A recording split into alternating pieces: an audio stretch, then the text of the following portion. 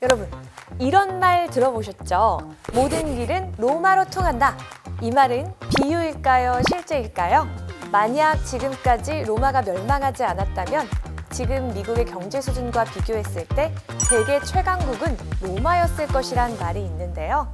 오늘은 2778년의 역사를 자랑하던 로마가 멸망한 날을 맞아 만약 로마가 멸망하지 않았다면 현재는 어땠을까에 대해 이야기해 보겠습니다.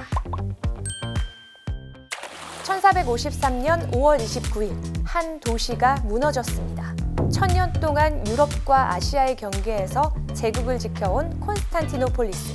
메흐메트 2세가 이끄는 오스만 제국이 콘스탄티노폴리스, 지금의 이스탄불을 함락시키고 완전히 점령하면서 동로마가 멸망했는데요.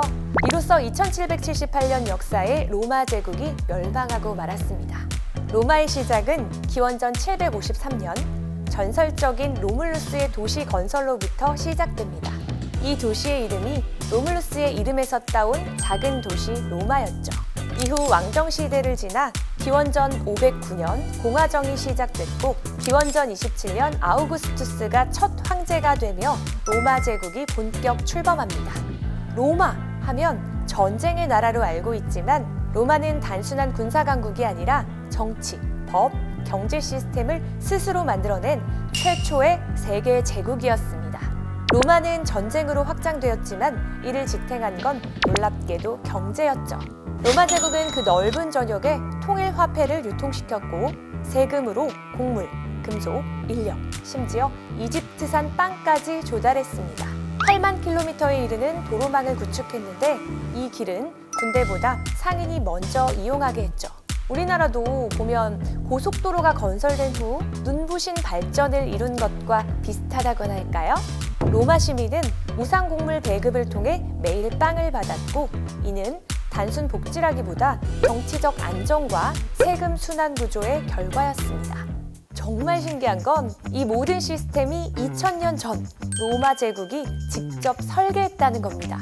그렇다면 여기서 궁금한 점, 처음 이야기한 것처럼 만약 로마가 멸망하지 않았다면 과연 로마 제국의 경제적 가치는 오늘날로 치면 얼마였을까요? 경제사학자들은 로마 제국 전성기, 즉 트라이아누스 황제 시절 GDP를 현재 가치로 약 5천억에서 1조 달러로 추정합니다. 하지만 이건 단순 환산일 뿐인데요. 당시 로마는 전 세계 인구의 20%, 세계 총 생산의 25% 이상을 담당한 말 그대로 글로벌 경제의 중심이었습니다. 따라서 오늘날 상대적 경제 규모로 환산하면 로마는 약 20조에서 25조 달러 규모의 초강대국에 해당하죠. 2024년 세계 1위 GDP 국가는 미국으로 약 29조 달러고 2위인 중국이 18조 달러 정도 되니까 거의 천조국 미국과 맞먹는 수준이죠. 즉, 로마는 고대 세계 최초의 글로벌 경제 플랫폼이었습니다. 안타깝게도 이런 로마는 3세기에 들어 내부 부패와 외부 침략으로 위기를 맞이합니다.